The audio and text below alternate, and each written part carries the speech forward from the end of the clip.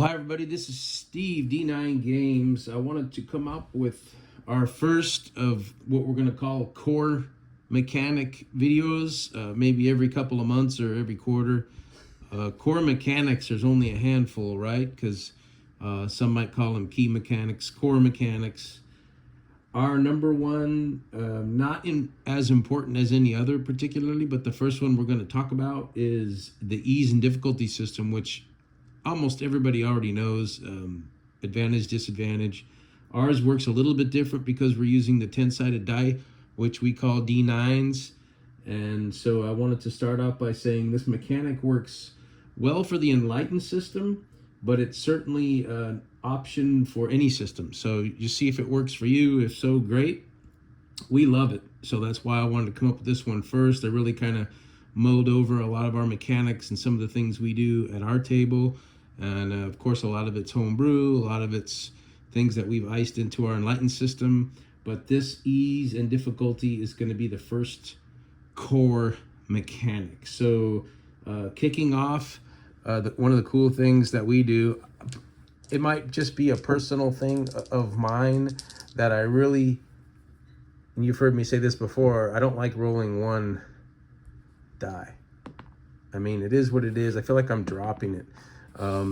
We play a game at our table called Yahtzee Blitz, where you just keep rolling and rolling and rolling until you earn a Yahtzee, and then you make a mark. We'll like have a spin down. The first one to 6 wins, or one version of our game is we have a bunch of cash in the middle of the table, and when you hit a Yahtzee, whatever number Yahtzee you get with the 6-sided die, that's how many dollars you take out of the pool. But one of the things I hate is when you get down to one die and you're trying to roll something, you're just dropping it. So anyway, Enlightened tackles that by having the players roll 2 dice for their character on an action and a reaction. So when you have ease or difficulty, you've heard me say this before, you grab a die, now you roll 3, take the highest 2 for ease, take the lowest, or drop the highest die, I should say, and take the other 2 for difficulty. So one of the first point I have is just clanking. One of the things I like is to clank and hear the dice and roll. So there's with ease, there's an 8. With difficulty, there is a 2. So anyway, clanking, number 1. Number 2, it is smooth and efficient enough, really, versus pluses and minuses. So you got 2 die, you're a fighter, you're gonna run up and attack the baddie. You normally would roll with 1 degree of ease because you're in your lane as a melee combatant, as a fighter. So you're gonna roll with a degree of ease. Now let's say you've got one of your allies helping you out with this, so it's a 2v1, we would say. Well, now you get another degree of ease and you're rolling 4 dice. So that's a little easier just to add a die. Oh, this is a badass foe. He's actually elven, so you're gonna fight with a degree of difficulty against him. Then you just take that die away. So it's just it is still some math, but it's just +1 -1 on the dice. It's not, well, you have a +2 because you're using dark vision in the tunnel, but you have a -2 because you failed your save against a mental attack. You have a +2 or a 3 because you have a flanking ally involved. Oh yeah, but you have a minus because of the muddy ground and blah, blah, blah, blah, blah. So it's not as mathy, it's more simple. So it's smoother than plus minus is what I would say on that. Failure and success is always a possible outcome. So if you have, let's say you had, gosh, I don't know, let's say you had 4 degrees difficulty, you could still succeed. If these were all 9s, you would even enlighten. Where if you have a plus minus, and I'm rolling a d10, my target number is a 7, and I have a +6 because I'm a badass fighter. Well, you're not going to miss because 1 + 6 is your 7. You're going to succeed every time. So when you're adding a degree of difficulty, a degree of ease, there's always a possible outcome of failure and success. So even if you're rolling with, let's say in this case, you're rolling with 2 degrees of ease, Could you still fail? Yeah, if they're all zeros, it's a catastrophe. So one of the cool things about multiple degrees in difficulty is a possibility of a success or a failure. And also, there's less for the GM to think about. You know, you're flanking your foe. You're adding a degree of ease. You're in your lane, we call it. As a melee fighter, you're in melee, you add a degree, and then this guy's doing a total defense against you. So he's not even fighting you, he's just defending, which drops you 2, and you're back to a 2-die roll. So there's a little bit of math, but it's just, and it's less for the GM to think about. It takes away that thought the players might have about the GM where, hey, he just set the DC to 21. Is it because we're kicking ass tonight and he wants to try to kill us? So he could have said 19 on the DC. You see what I mean? So you could pick a DC and be a little biased, which is fine if you want to play it that way, but it keeps the players a little more involved and understanding. So in fact, they don't even have to ask. They know they're flanking. They know that they're at 1 degree of difficulty because this is some badass elven fighter. So they just go, okay, that's going to wash with the flank. And I'm a fighter, so I'm going to roll 3 dice. And I'm going to get an 8, which matches my target. I do 4 damage. Next. You know what I mean? So less math. Still a little bit, but not as crunchy. Less for the GM to think about. The players can understand what's happening a little better. They don't feel like the GM's nerfing behind the scenes or behind the screen, we would say. I don't use a screen, so I don't have to worry about that. But it's just more understandable for the players. So actions that a player might want to try where there's no ruling for it. So the player wants to climb up on this hut to be safe from these little melee combatants and cast a spell. Well, to get up on the hut, gosh, let's just say that's a degree of difficulty normally, but because you're in combat, we're going to call it 2 degrees of difficult. Okay, 2 degrees of difficult. Let's just see what happens. So you roll. You take the lowest 2, which happens to be a 3. So you're going to fail. So based on the degree of failure, I might say, okay, you get up there, but it takes you 2 rounds. And in 1 round, this guy's going to get up on you. And he's going to attack you or try to pull you down. So give me a defense. Okay, I'm going to defend. I got a 12. Okay, you're able to kick him away and still climb up, but it takes you another round. Now, if they would have succeeded on the roll, I would say, great. On your turn, you're able to grab that hut and climb up, and you're good to go. So that's a factor. My number 3 bullet point, and just to kind of summarize, number 1 was just the sound of the clank. Number 2 is it's smoother than the pluses and minuses of +1, -1, +3, -2, whatever.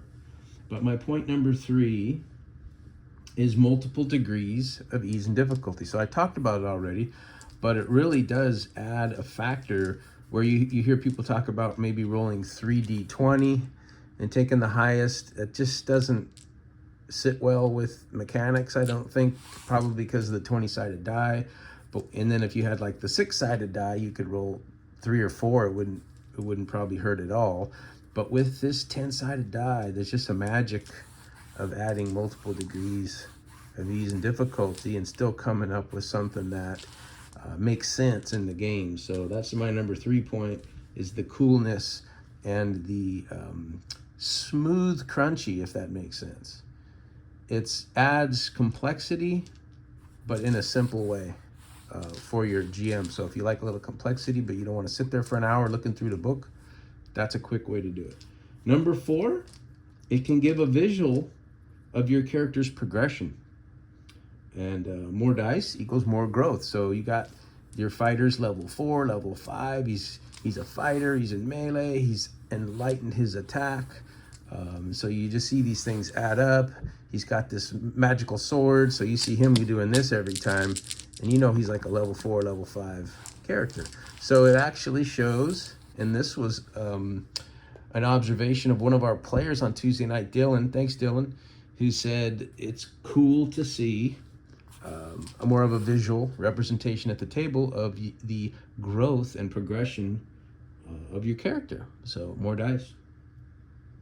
Number 5 point, talking about degrees of difficulty. Well, what's cool about the degrees of difficulty, we talk about the degrees of ease and the fact that it's cool because there's a better chance you're going to roll 2 9s in Enlightened. There's 1 9, not 2.